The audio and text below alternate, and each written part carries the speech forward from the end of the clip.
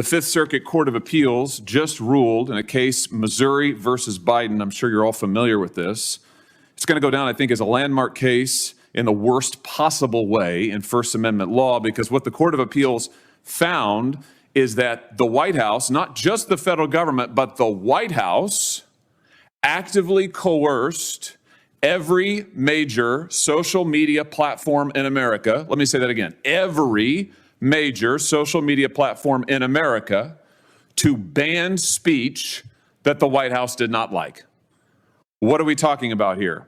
Well, we're talking about speech on the COVID-19 pandemic, speech on the 2022 congressional elections, speech related to mask mandates, speech related to vaccines.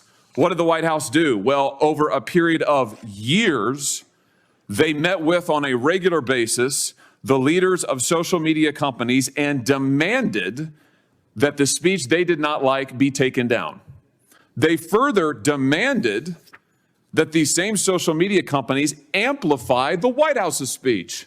Amazing. So take down all of this speech that we don't like, amplify our own speech. Unbelievable. What kind of speech are we talking about? Well, for example, not just public officials, but parents. Here's an example from my state, the state of Missouri. I'm reading you from the opinion here. One parent who posted on Nixdoor.com, which is a site operated by Facebook, posted an online petition to encourage his school to remain mask optional, found that his posts were removed without notifying him, and his friends never saw them.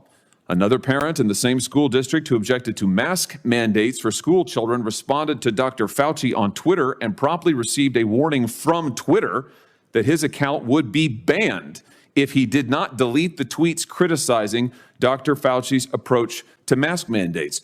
These objections, amazingly, this censorship was taken at the direct behest of the federal government, the direct behest of the Biden administration.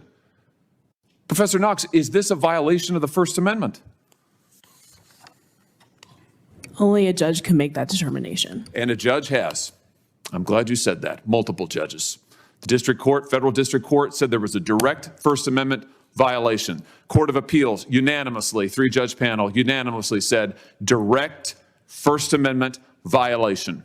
I can't think of another time in American history when the President of the United States, and I say that advisedly because the record reflects that White House officials were sending emails and communications to these companies saying that the President himself wanted the censorship. So you've got the government doing exactly what Professor Knox said is not permitted under the First Amendment, directly coercing the speech of private parties, and not just one or two authors, but parents all across the country. Unprecedented in the history of this nation. So I'm glad we're having this hearing today. I hope that we will have more like it to expose the censorship happening at the highest levels of our government.